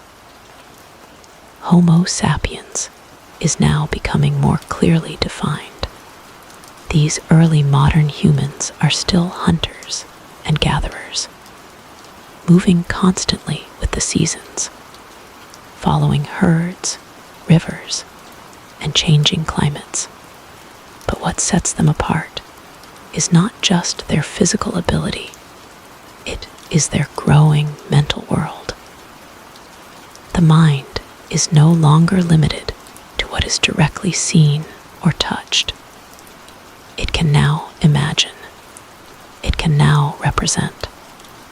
And most importantly, it can begin to communicate meaning in increasingly structured ways. This is where something extraordinary begins to take shape. Language. At first, it is not language as we know it today. It is fragmented, flexible, built from sounds, gestures, expressions, and context. A single sound might mean different things depending on tone or situation. A gesture might carry meaning only within a specific group. But over time, patterns begin to form. Certain sounds consistently represent certain ideas. Certain combinations of sounds begin to carry more complex meanings. Groups develop shared understanding that strengthens communication efficiency. And once communication becomes reliable, everything changes. Because now, humans can share not just immediate warnings or emotions, but information. They can describe events that are not happening right now. They can refer to things that are not physically present. They can begin to build a shared mental world. This is one of the most important transformations in all of human history. Language is not just communication. It is structured thought made external. And as language develops, so does memory. Knowledge is no longer trapped inside a single mind. It can be transferred, refined, corrected, and passed down. A successful hunting strategy can be explained. A tool-making method can be demonstrated and described. A dangerous location can be warned about even when the danger is no longer present. This creates a massive survival advantage. Groups with better communication survive more effectively. They coordinate better hunts. They avoid dangers more efficiently. They cooperate more smoothly in raising children and sharing resources. And so, language spreads and strengthens through natural selection, not just biological, but cultural. At the same time, social life becomes even more complex. Humans now live in groups where relationships are multi-layered. Individuals recognize not just each other, but reputations, histories, and social roles. Memory of past behavior influences present trust. This creates early forms of social structure. Leadership may begin to emerge in informal ways. Individuals who are more experienced, more skilled, or more socially connected may naturally guide group decisions, not as kings or rulers, but as respected members whose knowledge carries weight.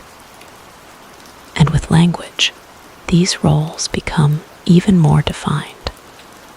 Stories begin to appear, not just descriptions of events, but structured narratives. Stories about hunts, dangers, ancestors, and the natural world. These stories serve multiple purposes. They teach survival lessons, strengthen group identity, and help explain the world in ways that the human mind can understand. This is the beginning of culture in its true form, because culture is not just behavior. It is shared meaning across time. Meanwhile, Homo sapiens continues to spread across Africa and beyond. Migration is increasing. Some groups begin moving into new territories in the Middle East, eventually reaching Asia and Europe in waves that will reshape the entire global population of humans. When they encounter other human species, such as Neanderthals, something complex happens. There is competition, there is coexistence, and eventually, there is interaction at both genetic and cultural levels. But for now, these encounters are still early and sporadic. The world remains divided into different human populations, each adapting to their own environments, each developing their own tools, traditions, and ways of life. In Africa, Homo sapiens continues to refine its cognitive abilities. The brain is now highly developed, especially in areas related to planning, communication, and social understanding. But perhaps the most important change is not physical at all. It is the emergence of imagination as a daily tool of survival. Humans can now mentally simulate future events. They can imagine outcomes before they happen. They can plan hunts, anticipate dangers, and prepare strategies in advance. This ability transforms survival into foresight, and foresight transforms existence itself. At night, around fire, groups gather and communicate. The fire becomes more than warmth. It becomes a social center, a place where information is exchanged, where stories are told, where identity is reinforced. Faces glow in the firelight.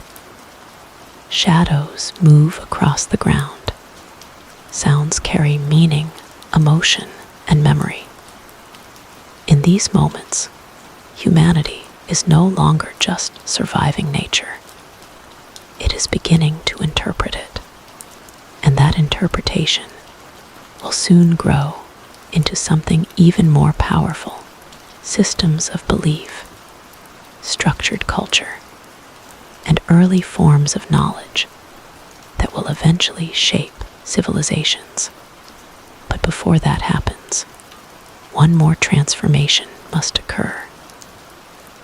A final refinement of mind and society that will push Homo sapiens fully into the world we recognize as human history. The world is no longer just a place of survival. It is becoming a place of meaning. Homo sapiens is now fully present across large regions of Africa and slowly expanding outward into new territories. The ice ages still shape the rhythm of life in distant regions. But in Africa and nearby areas, early modern humans are refining something that no other species has ever achieved at this scale: a shared mental world. Language is now becoming more stable, no longer just fragmented sounds or context-based signals. It is evolving into structured communication. Words still simple, still fluid, begin to consistently represent objects, actions, and ideas. This allows humans to share increasingly complex thoughts. Not just danger, but danger came from there. Not just food, but food is near water, follow me. This transformation changes everything about survival, because now experience can be transferred with precision.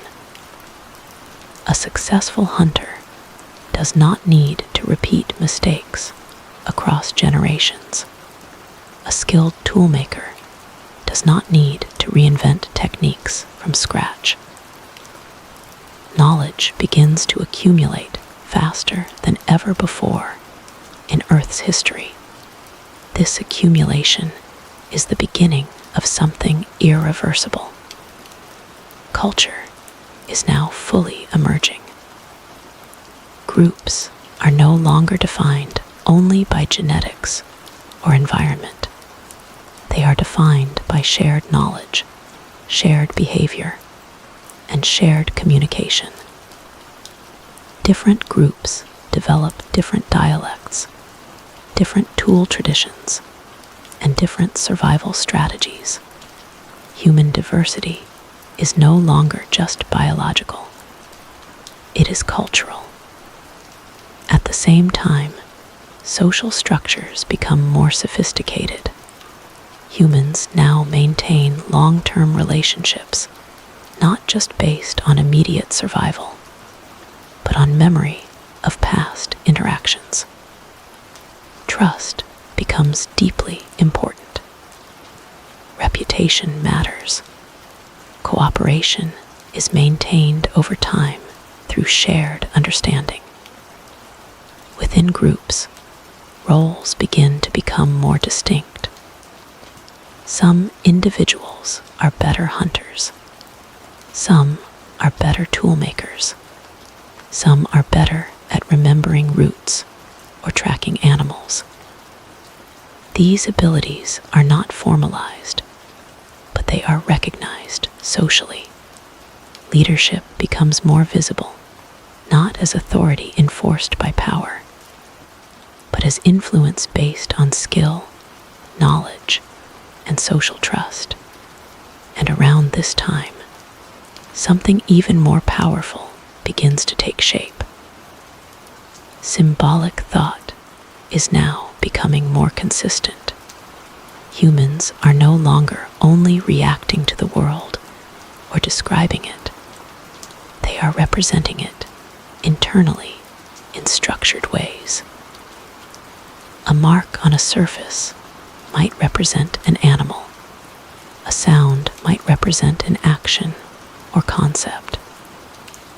A gesture might carry shared meaning across the group. This is the foundation of symbolic culture, and symbolic culture is what separates Homo sapiens from every other known species. Because symbols allow the mind to operate beyond immediate reality. They allow humans to think about things that are not present. They allow communication about the past and future. They allow abstract ideas to exist. With this ability, human thought begins to expand dramatically. Planning becomes more complex. Memory becomes more structured. Learning becomes more efficient. And imagination becomes a powerful survival tool rather than just a side effect of cognition. Fire continues to play a central role in this transformation. Around fire, humans gather not just for warmth and safety, but for communication. This shared space becomes a place of learning, storytelling, and social bonding. In firelight, stories begin to take shape. Stories about animals, about ancestors, about dangers and survival. These stories are not entertainment in the modern sense. They are tools for survival, teaching lessons about behavior, environment, and group identity. Through stories, knowledge becomes emotional, and emotionally reinforced knowledge is more easily remembered and transmitted. At the same time, humans begin to migrate more widely.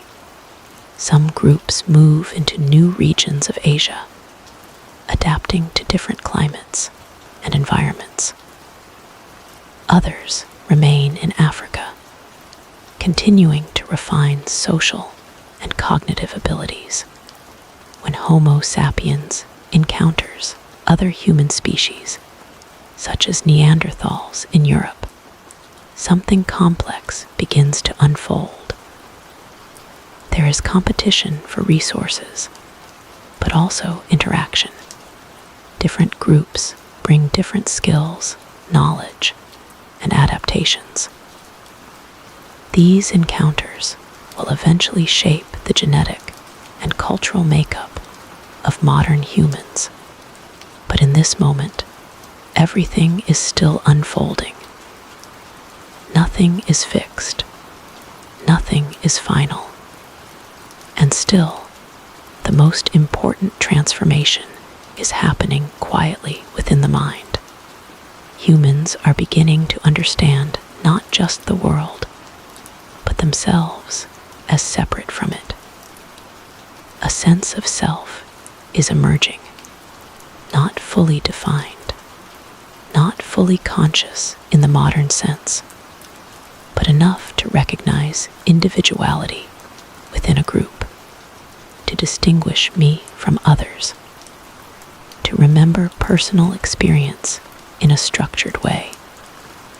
This sense of self allows for reflection, and reflection allows for growth, because now humans are not only learning from the environment, they are learning from their own thoughts and actions.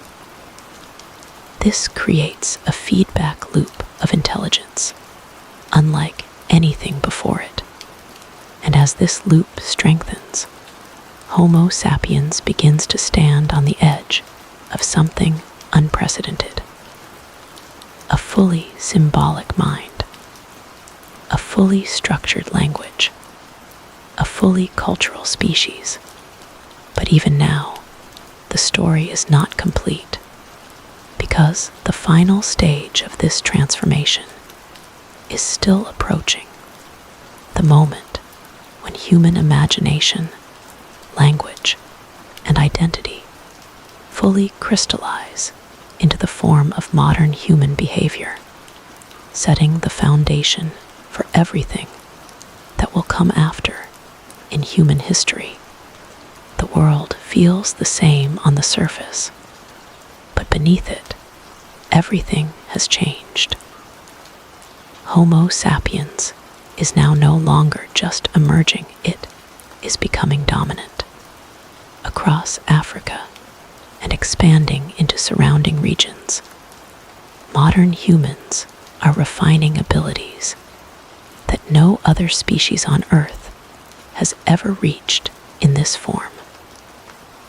The most powerful change is no longer physical, it is mental.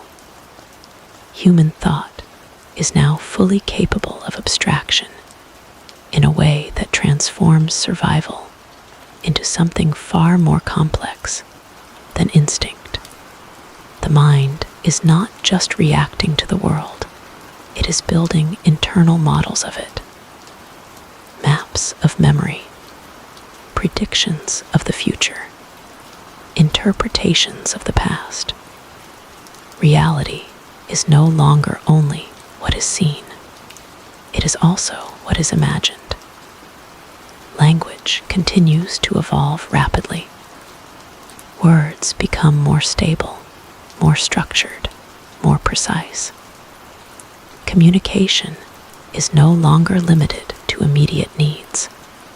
Humans can now describe events that happened days, weeks, or even longer ago.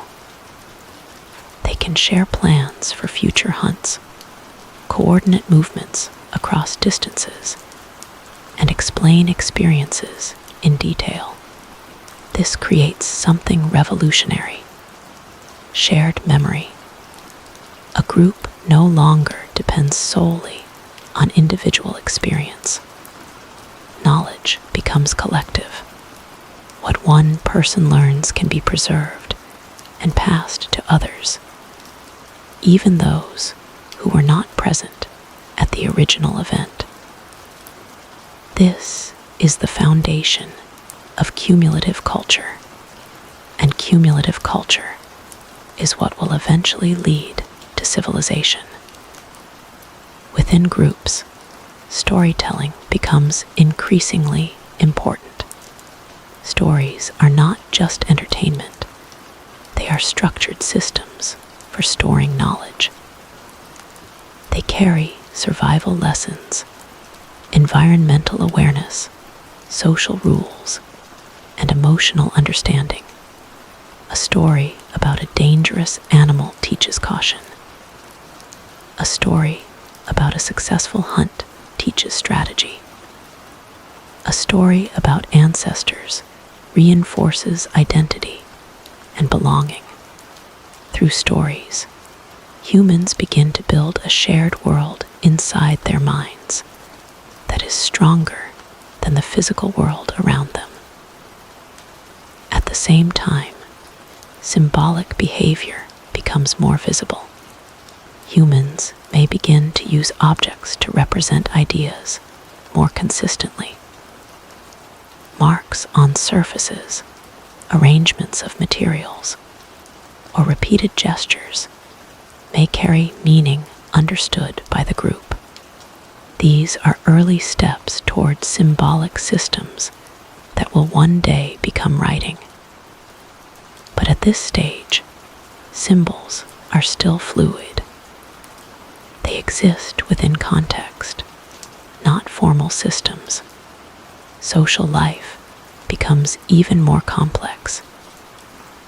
Humans now recognize not only individuals and relationships, but also reputations that persist over time. Trust is no longer based only on immediate interaction. It is based on memory of past behavior and anticipated future actions. This creates deeper social intelligence. Humans must now constantly navigate not just the physical environment, but the social environment as well. Who can be trusted? Who shares resources fairly? Who contributes to the group? These questions shape behavior continuously. And as groups grow larger, maintaining social cohesion becomes more important. Conflicts must be managed. Cooperation must be reinforced. Shared identity becomes essential for survival. Fire continues to be a central point in this social transformation. Around fire, humans gather regularly. It is a place of safety, warmth, and communication. But more importantly, it is a place where minds connect. Stories are shared. Knowledge is exchanged. Bonds are strengthened. Firelight becomes the stage on which early human culture develops. Meanwhile, Homo sapiens continues to expand geographically. Migration spreads humans into new environments, some more challenging than others. Ice Age regions test endurance. Desert regions test adaptation. Forest regions test navigation and memory. Each environment shapes human behavior differently, leading to increasing diversity among populations. At the same time, encounters with other human species continue in some regions. Neanderthals, Denisovans, and other archaic humans share parts of the world with Homo sapiens. These interactions are complex, sometimes competitive, sometimes cooperative, and sometimes resulting in genetic mixing. But even more important than genetics is what these encounters represent: multiple forms of human intelligence existing at the same time, each shaped by different environments, each adapting in its own way. Yet Homo sapiens carries a unique advantage that continues to grow stronger. Symbolic thinking combined with advanced communication. This combination allows ideas to spread faster than ever before in evolutionary history. Tools improve not just through individual invention, but through shared knowledge. Techniques are refined across generations. Small improvements accumulate into significant advancements over time. And this accumulation accelerates everything. Survival becomes more efficient. Learning becomes faster. Innovation becomes more likely. Human evolution begins to shift from biological change to cultural acceleration. The body changes slowly, but culture changes rapidly. And for the first time in Earth's history, a species is beginning to evolve more through ideas than through physical adaptation. But even now, something deeper is forming within the human mind, a sense of identity that goes beyond group membership. Individuals begin to recognize themselves not just as part of a collective, but as separate thinkers, Personal experience becomes meaningful. Memory becomes structured around the self. This is the beginning of introspection, the ability to reflect inward, to think about thinking, to observe one's own mind.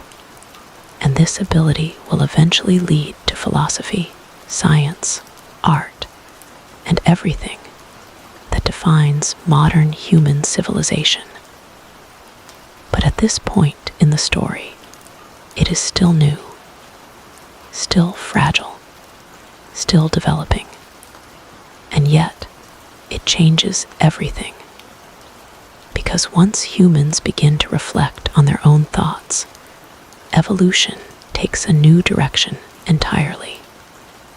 No longer just survival, no longer just adaptation, but understanding. The earth is still wild, still vast, still unpredictable. But now it is also beginning to be understood. Homo sapiens is no longer just surviving within nature.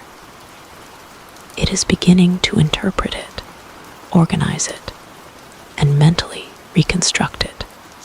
The shift is subtle on the outside, but inside the human mind, it is profound. Reality is no longer only what is experienced in the moment. It is what can be remembered, imagined, and communicated. Language has now become more stable and structured. Words are no longer just sounds tied to immediate context. They are becoming consistent symbols shared across groups. This allows humans to build conversations that extend beyond simple survival commands. Now they can explain, they can plan, they can teach, and most importantly, they can preserve knowledge across time. This creates a powerful transformation in human life. Knowledge is no longer lost with individuals. It is carried forward. Within groups, communication becomes more layered. A single event can now be described with detail. Where it happened, what was seen, what was done, and what should be done next time. This ability to transmit complex information changes hunting, gathering, migration, and survival strategies. Humans are no longer just reacting to the environment. They are learning from it collectively. And this collective learning accelerates progress in ways that no biological evolution could match. Toolmaking becomes increasingly refined. Instead of simple stone flakes or hand axes, humans begin to produce more specialized tools tailored to specific tasks. Cutting tools, scraping tools, piercing tools, each designed with intention and repeated refinement. These tools are not just made, they are improved, generation after generation. Slight modifications are tested, remembered, and passed on. This creates a continuous chain of innovation, stretching far beyond any single lifetime. Culture is now fully established, but it is still invisible. There are no written records yet, no permanent architecture, no formal systems, but the foundations are in place. Shared knowledge, symbolic communication, and learned behavior transmitted across generations. At the center of this growing cultural world is something even more powerful than tools or survival skills. Storytelling. Stories are now becoming essential to into human life. They are no longer just accounts of events. They are structured ways of understanding the world. Through stories, humans explain danger, cooperation, morality, memory, and identity. A story about a successful hunt is more than entertainment. It is a survival manual. A story about an ancestor is more than memory. It is identity.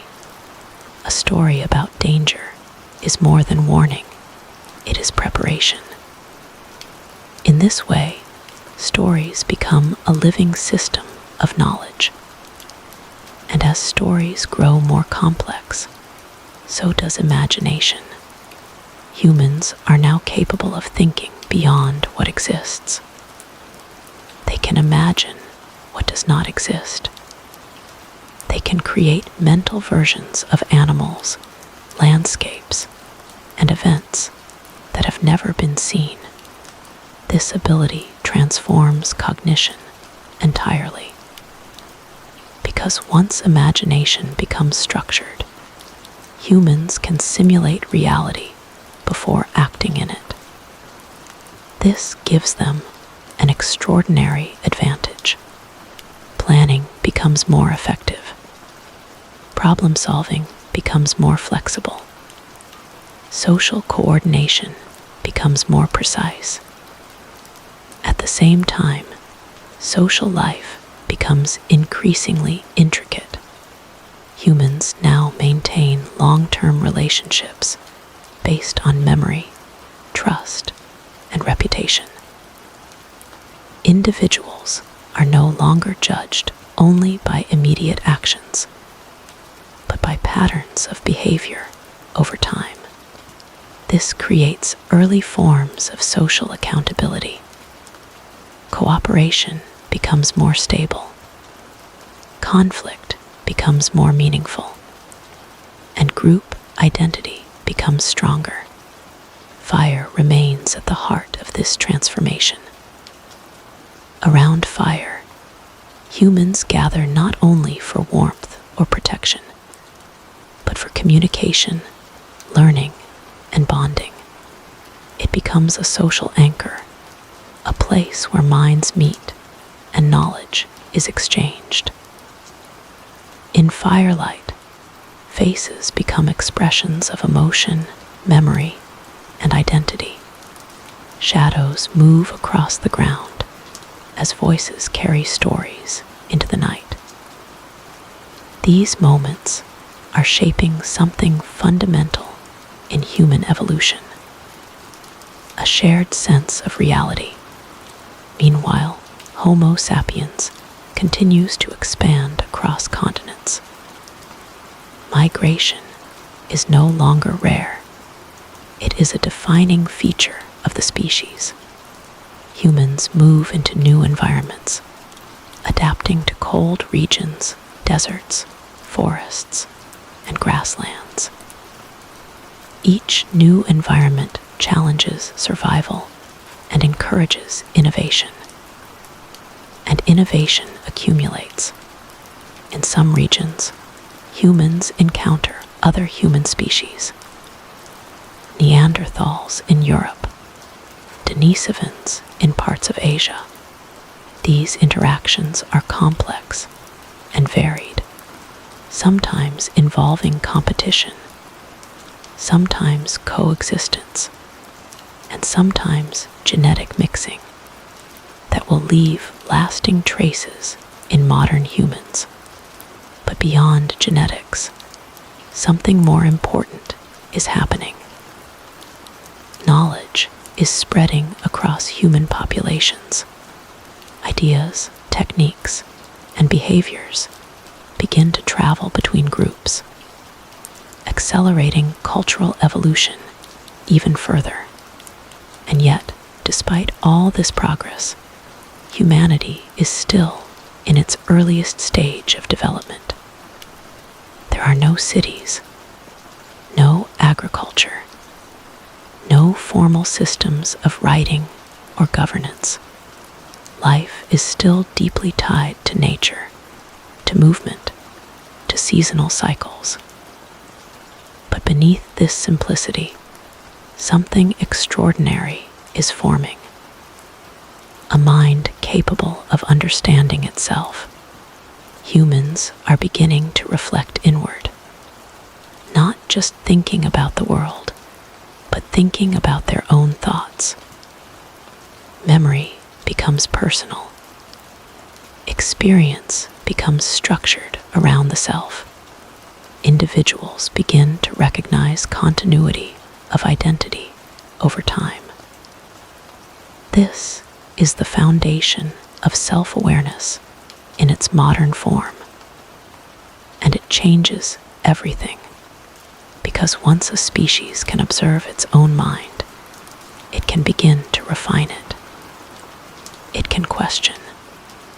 It can learn in new ways. It can build systems of thought that go beyond immediate survival. Science, philosophy, art, and belief systems will all eventually emerge from this foundation. But at this stage, it is still raw, still emerging, still becoming. And as this transformation continues, Homo sapiens is approaching a final threshold in its evolutionary journey, a moment where symbolic thought, language, and self-awareness fully merge into a new level of cognition that will define what it truly means to be human. The world is still the same Earth, but humanity is no longer the same presence within it. Homo sapiens has now spread across vast regions of the planet, from the icy edges of glacial landscapes to the warm grasslands of Africa, from dense forests to dry deserts. Humans are everywhere in motion. Migration is no longer an occasional event. It is a constant flow. Groups move, adapt, split, merge, and continue onward, shaped by changing climates and shifting resources. The ice ages still come and go, like slow breaths of a giant planet. Glaciers expand, pushing humans into refuges. Then they retreat, opening new lands again. In every cycle, human populations adjust, survive, and spread further. But what defines this stage of humanity is not just movement. It is memory. It is imagination. It is the ability to carry entire worlds inside the mind. Language is now deeply established in human life. It is no longer a fragile system of sounds. It is a structured tool for thought itself. Humans can now describe complex events with clarity. They can share detailed knowledge about hunting, geography, social relationships, and survival strategies. But more importantly, they can now talk about things that are not present. The past can be revisited in words. The future can be planned in speech, and the imaginary can be treated as meaningful. This transforms the human mind into something entirely new. A system that does not just experience reality, but constructs it internally. Within groups, communication has become the foundation of survival. Humans coordinate hunts with precision. They share knowledge of dangerous areas. They plan migrations based on seasonal patterns. Every individual contributes to a shared understanding of the world. Knowledge is no longer isolated. It is collective, and collective intelligence is far greater than individual intelligence. This is where human evolution begins to shift into a completely new phase, not biological change alone, but cultural acceleration. Tools have now become highly refined compared to earlier generations. Stone tools are shaped with intention, consistency, and regional styles. Different groups develop distinct tool traditions, passed down across generations.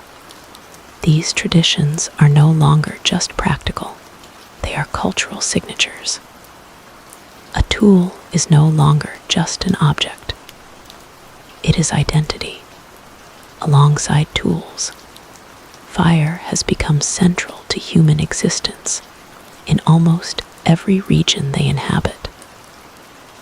Fire provides warmth, protection, light, and a place for social interaction. Around it, humans gather not just to survive, but to connect. Fire becomes a shared space of consciousness. Around it, stories grow richer, not just descriptions of events, but structured narratives that explain the world, teach lessons, and reinforce group identity. These stories begin to form a mental map of reality that is shared among individuals. And this shared map is more powerful than physical survival alone, because it shapes how humans think about everything. Nature is no longer just something to react to. It is something to interpret. At the same time, symbolic thinking is now deeply rooted in human cognition. Objects, sounds, and gestures can represent abstract ideas. This ability allows humans to think in layers, to connect meaning beyond the immediate physical world. A sound can represent danger. A mark can represent memory. A story can represent identity. This is the foundation of human culture in its full form. And culture is now evolving faster than biology. While the human body changes slowly over generations, culture changes within lifetimes. New ideas spread. New techniques emerge. Successful behaviors are copied and refined rapidly across groups. This creates a feedback loop of accelerating intelligence.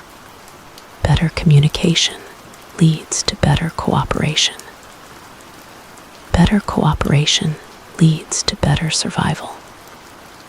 Better survival leads to more opportunity for learning and innovation.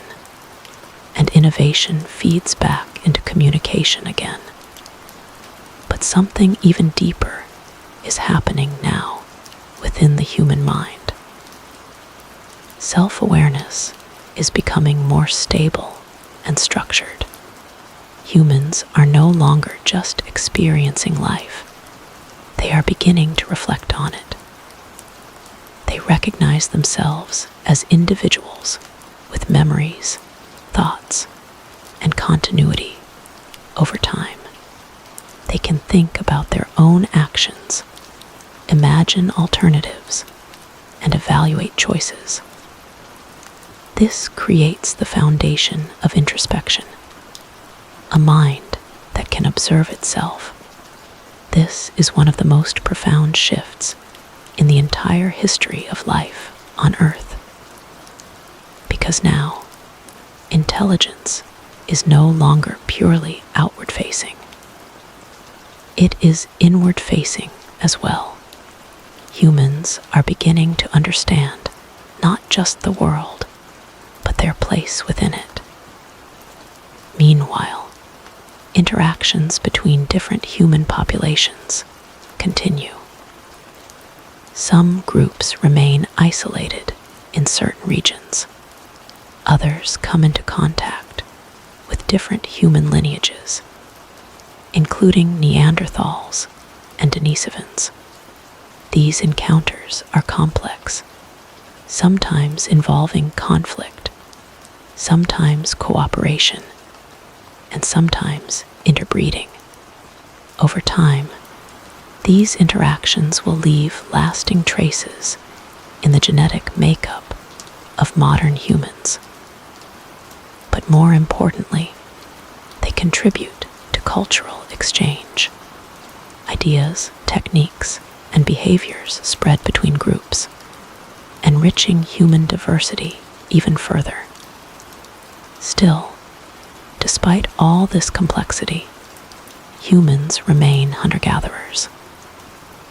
Life is still deeply tied to nature. Survival depends on knowledge of seasons, animal behavior, plant cycles, and environmental awareness. There are no permanent cities, no written language, no formal systems of governance or science. And yet, the foundations of all these things already exist in fragile, emerging form. Because the human mind has already crossed the most important threshold, it can imagine what does not exist. It can communicate what is not present. It can remember what is no longer there. And it can share all of it with others. This combination is what makes humanity unique. And as this ability strengthens, it begins to reshape the future in ways that no one inside this time could possibly understand. Because the next step is not just evolution. It is transformation, a shift from survival-based existence to structured civilization, from scattered groups to organized societies, from simple communication to written knowledge, from memory inside minds to memory stored outside the body.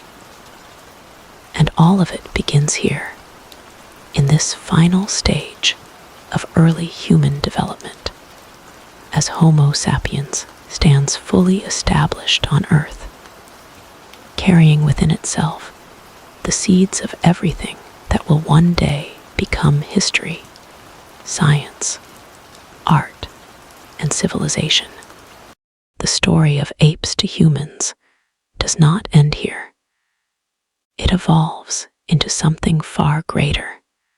But this moment, this threshold between ancient survival and modern humanity, is where the transformation becomes complete, and everything that comes next will no longer be about becoming human. It will be about what humans choose to become.